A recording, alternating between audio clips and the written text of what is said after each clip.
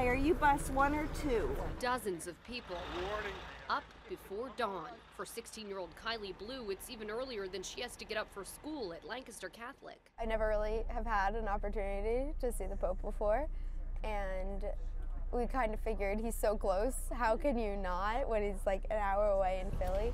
Most napped along the way, gearing up for a long, exciting day. And as you can see, it's smooth sailing. This bus is allowed where the general public is not.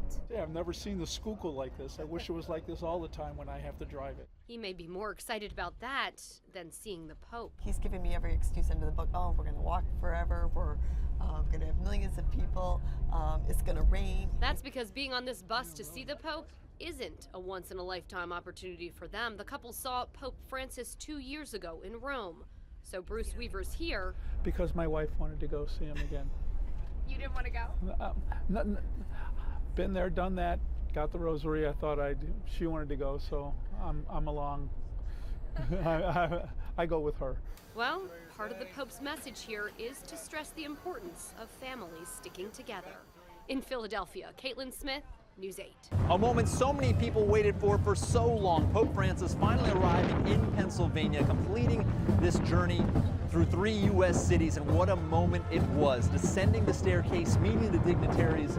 But not long after that, after getting into his Fiat that has grabbed so many headlines, he stopped the car over by the Bishop Shanahan High School Marching Band to say hello to the Keating family, and in particular, 10-year-old Michael Keating, wheelchair-bound, the Pope giving him a kiss and a blessing.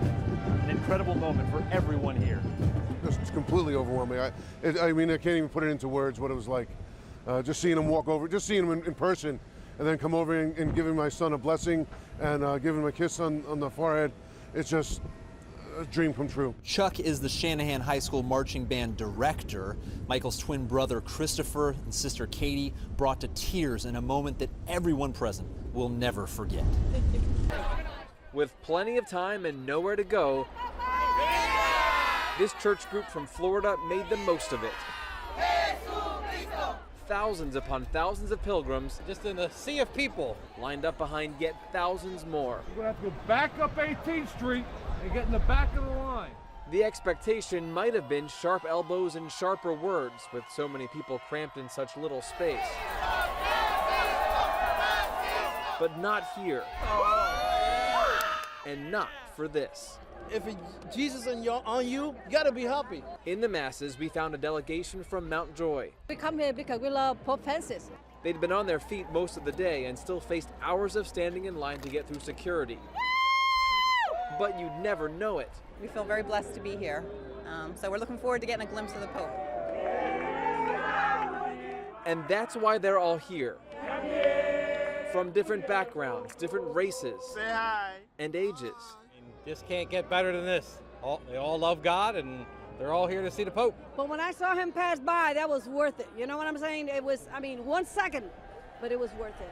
And after more hours of waiting ahead, they're hoping for at least one more of those seconds.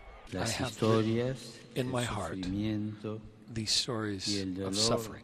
They are the stories of abuse Pope Francis heard from 5 adults that occurred when they were minors. Dios llora. God weeps. Speaking to bishops at the seminary he stayed at during his trip to Philadelphia, the Pope says the secret abuse by clergy must end and the guilty punished. And I commit to a careful oversight to ensure that youth are protected and that all responsible will be held accountable. Victims criticize Pope Francis for calling bishops courageous in their response to the sexual abuse crisis while he was in Washington, saying his comments were hurtful. Well, we can always do more, so I don't know because I'm not the Pope, but I think it's good that each time we could do something for them, we should actually do it. Yeah, I think it's a good thing. Those who have survived this abuse have become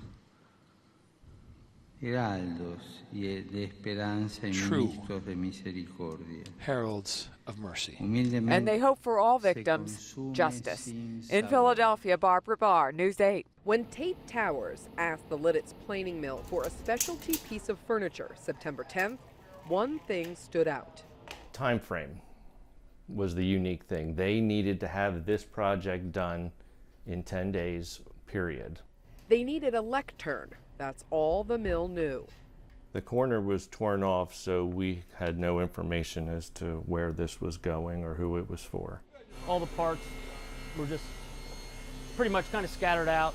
Then you slowly put it together. Randy Myers says the pace was quick. I was getting a little worried at the end. I wasn't quite I had to come in and work a little overtime to get it done. The size of the lectern wasn't that significant, about 4 feet high, 2 feet wide, but what it was used for was very significant. It graced the altar at Pope Francis's Mass at Madison Square Garden. Me, I was looking at the podium. Everybody else was probably looking at who was at the podium.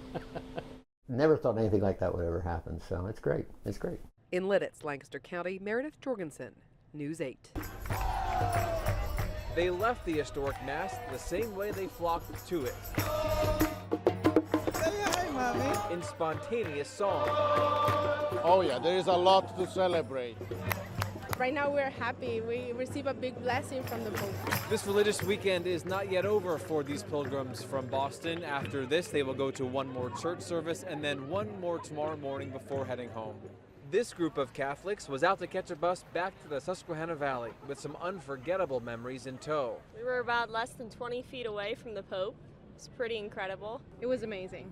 Just being there with all those people, saying the prayers all together and singing and then receiving communion as the Pope was there. It was just awesome. So reminds you that you're part of a bigger universal church, you know, that goes across the world and across times and eras and everything else. A once-in-a-lifetime weekend experienced thousands of times over.